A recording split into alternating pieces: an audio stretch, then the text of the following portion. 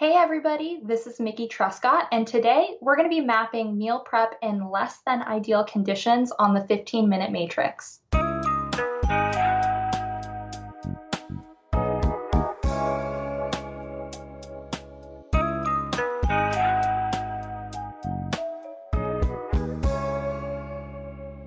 Welcome to the 15-Minute Matrix. I'm Andrea Nakayama, functional medicine nutritionist and your host. This is the podcast that brings you bite-sized insights and lessons on how to use the most important tool in functional medicine and functional nutrition. This episode is part of our COVID-19 special edition. As I noted in previous editions, I recently heard one of my full body systems students refer to the COVID-15 as the weight that people are gaining as they are sheltering in place. I'm hoping that for you, we can replace that 15 with these 15 minutes or so, minutes that fuel your personal and professional health, well-being, and even your messaging to your own communities. Today on the 15-Minute Matrix, I'll be talking with Mickey Trescott. Mickey Trescott is a nutritional therapy practitioner, chef, blogger, and author of the Autoimmune Paleo Cookbook and co-author of the Autoimmune Wellness Handbook. You can learn more about Mickey and her work on episode number 51 of the podcast, which we'll be sure to link in the show notes. Let's waste no time and dive into Mickey's wisdom on how to navigate these trying times in your kitchen.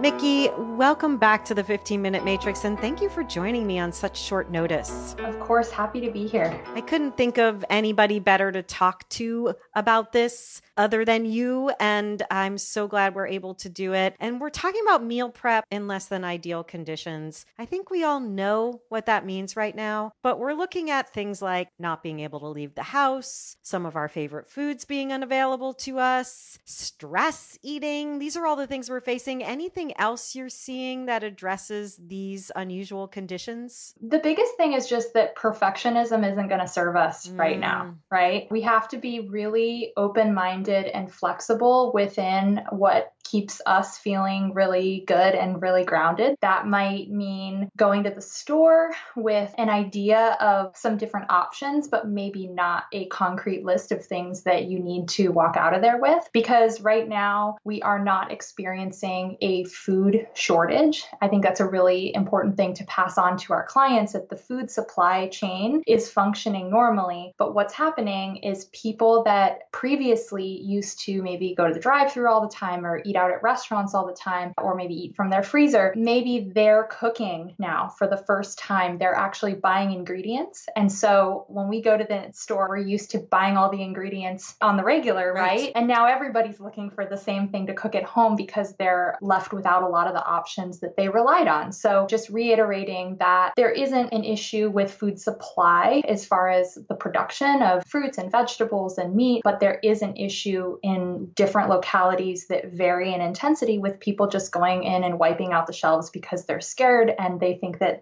having all these ingredients at home, whether or not they know what to do with them, is going to help them get through this next little bit, right? That's such a good point, Mickey. I hadn't even thought about it like that the people who are typically not buying the food that we're buying are now buying that food. Such a good point. I think this is a reframe we need to understand and back up on in all aspects of this condition, even when we're looking at people losing jobs and the recession, that it isn't the same conditions as a depression. As you said, there isn't a food shortage, and there also isn't a workforce shortage. There is something else going on that's new to many of us, most of us, who have never lived through something like this. So here we are in this situation, and we are going to the store, finding what we can find. How are you recommending that people adjust and be adaptable with what they can get at the store to move out of that perfectionism perfectionism? Yeah, so starting with having your heart set on a recipe, I think recipes are great when you're learning how to cook, maybe for the first time, and you really want the flavor and the method and everything to line up perfectly. But again, perfection is probably not what you're going to get out of the situation. It's going to cause more stress. The stress definitely tanks our immune system. So,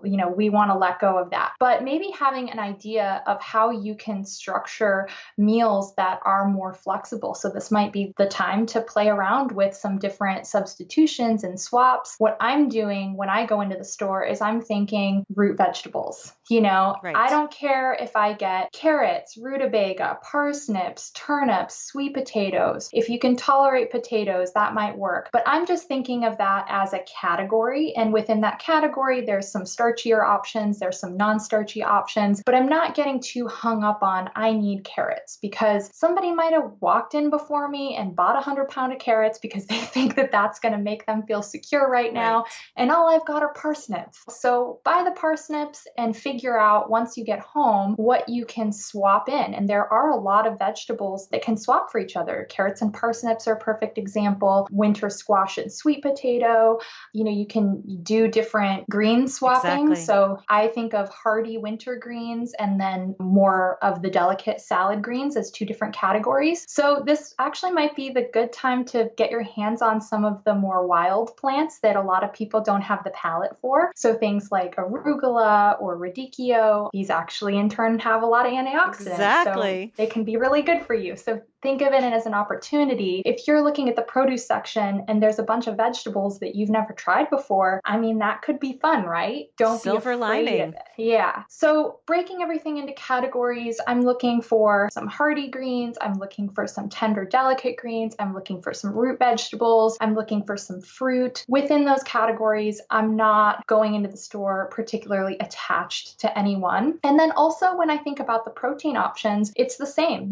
People Right. are going into the store, they're wiping out the meat counter and throwing everything in their All freezer. the chicken is gone. Chicken's gone. I know. So for people that have a pretty expanded palate, sometimes this is like not a big deal, beef, bison, whatever. But there are other people that haven't really tried. If you're thinking about your clients that like really only eat chicken, you're like, uh-oh, now they're not eating meat. It might be a good time to encourage them to try to figure out how to cook some of these things in a way that maybe isn't super putting that protein on the center stage so the flavor of it is super obvious, but maybe cooking it into a soup or a stew. I have a chili recipe. I call it my magic chili. It's a root vegetable base. You can use almost any herb that's savory. So you can use sage or rosemary or thyme. You could use marjoram. It uses broth. You can use any kind of broth. It uses ground meat. You can use any ground meat. You can use pork. You can use chicken. You can use turkey, beef, venison, whatever. Root vegetables, whatever root vegetables you got. So that's something that we've got going on repeat in our house. And instead of trying to plan a big batch cook where I go to the store and I get all these specific things, I'm just going to the store with an open mind, getting my hands on whatever I can that looks good in a reasonable quantity, and then coming home and cooking a big batch for dinner every night and freezing the leftovers and banking those leftovers in the freezer. So my goal is to have a couple weeks of food for my husband and I,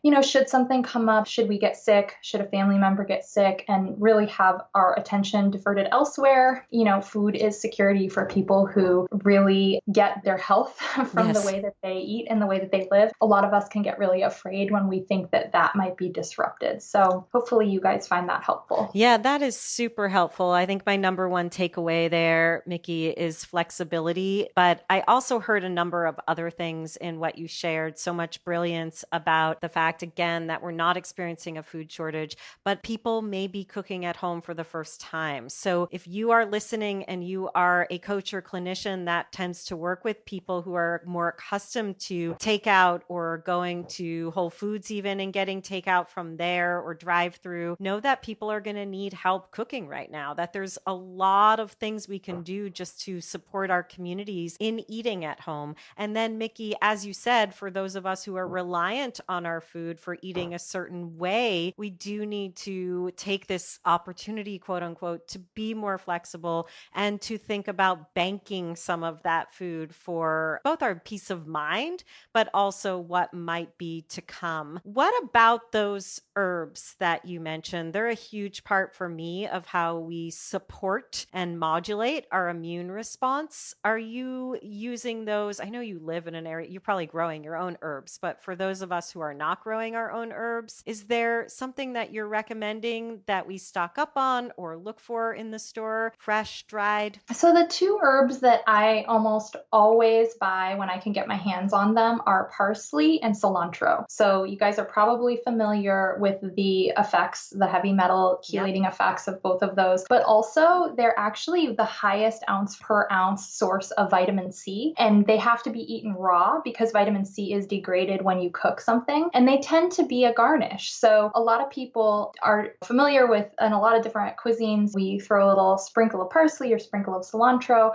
but those are actually one of the practices in my eating that I think is really important to carry through even in a time of crisis and stress, because giving our body that fresh little kick of something to help it deal with what we're being subjected to, both just in the stress and going out in our environment and everything, is really important. And it also makes our food taste good. So if you guys can focus on those, I would really focus on them. I like to keep them in a little jar of water and then covered with plastic in the refrigerator, and they can last up to a couple weeks like that. So if you're just bagging them and letting them go in the bottom of the drawer, they're only going to last a few days, especially cilantro starts going bad after like 2 days. But something else you can even do is put the bottoms in water and put them in a windowsill. If it's not too bright and too hot, you know, they're a little bit picky. They kind of like the in-between humid temperatures. They'll even grow a little bit for you. If you want to focus on two, those are the ones I'd focus on. The other herbs that are more pungent, you know, like your rosemary, your oregano, it's fine if you can't find them fresh, or if you don't have like a pot and your sill, you can buy those dried. I think, of course, the flavor and the potency is a little better if they're fresh, but again, perfectionism out the window right now, you know? Yeah, definitely out the window. What about what we do with our groceries when we come home? Have you been doing any different practices about cleaning things than you were previously? Yes. So one thing that I'm doing right now is I'm buying all of my pantry items online. And I'm doing this for two reasons. One is that the transit time of everything inside the package, they're showing that the virus only lives for about 24 hours on cardboard and maybe another day or two on things that are plastic or metal.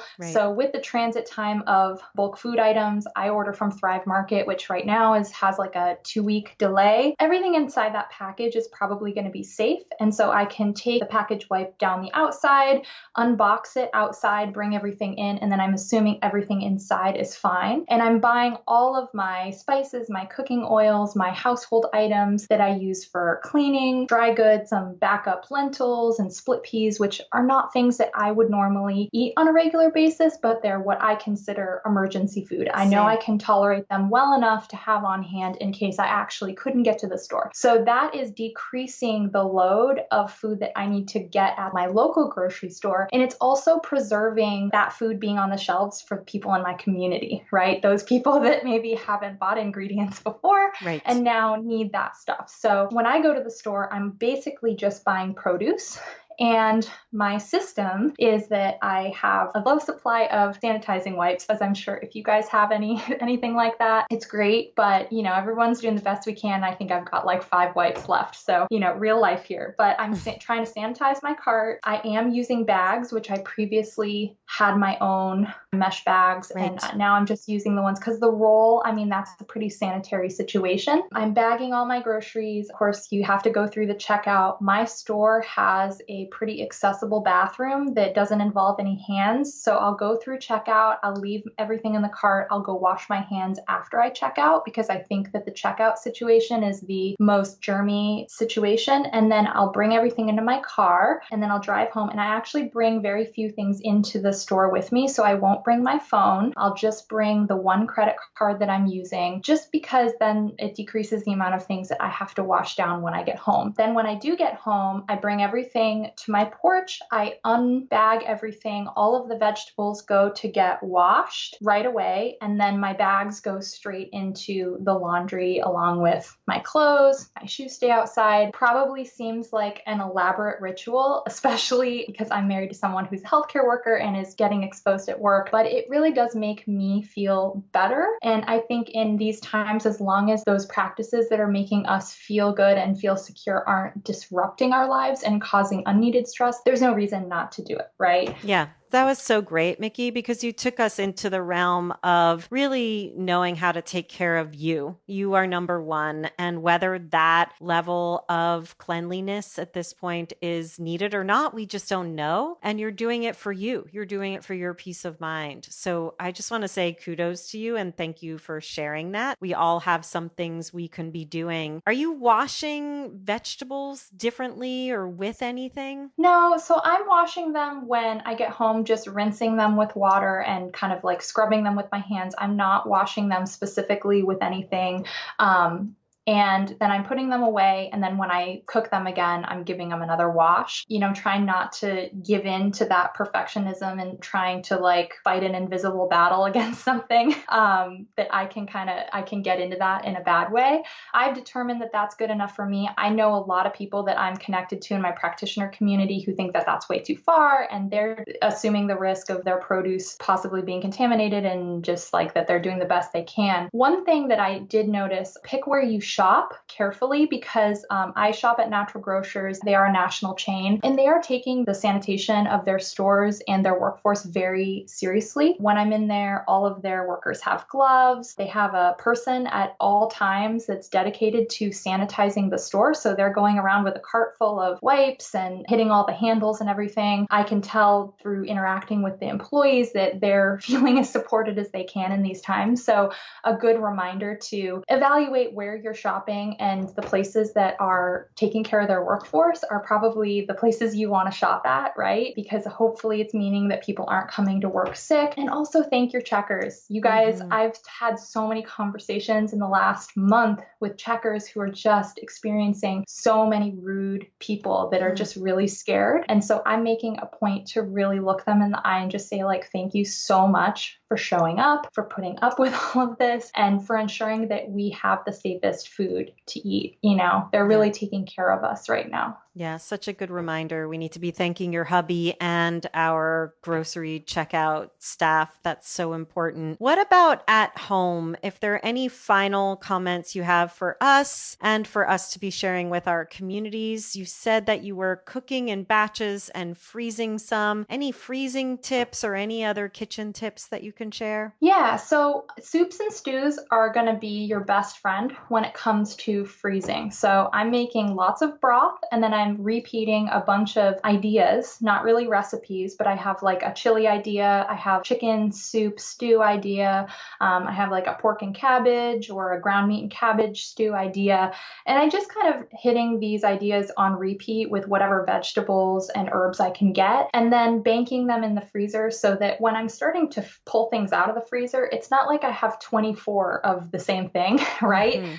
I'm going to get sick of that. So it's a way to kind of vary. One thing that I love to do is freeze in the wide mouth ball jars with BPA-free lids. I find them the perfect quantity for one serving. So it can be really easy to look in the freezer and go like, oh, okay, I have 24. That's going to be 12 meals for the two of us. I also recommend using freezer tape and labeling what it is and the date on the top, of course, so you don't lose track of anything. And then another thing you can do is bank sauces, because if you have a big batch of protein, something that people get irritated by is just, you roast a whole chicken, you're eating chicken night after night, just gets kind of tired. If you've maybe banked things like I have a turmeric sauce, I like to make pestos, you can freeze all of these in pretty small jars or even ice cube trays and then transfer them into bags or other storage containers. And then just pop a cube of pesto or two into a skillet with some leftover shredded chicken or whatever. And then you can kind of remix that. It doesn't have to be the same night after night. There are three major words I'm going to take away from this conversation. And I knew you would be brilliant, Mickey, but you really did add so much to this conversation. I learned so much today, but flexibility is key. I love that you talked about like a chicken idea, a beef idea. I love that. So that we can remember to be flexible as opposed to being so stuck in our ways of, oh, I can't make that because it doesn't have XYZ. And this idea of banking our food to freeze some of what we make, put some away so that we have it in the bank for later. So brilliant, Mickey. Thank you for joining me. Yeah, thank you so much. And hang in there, everyone.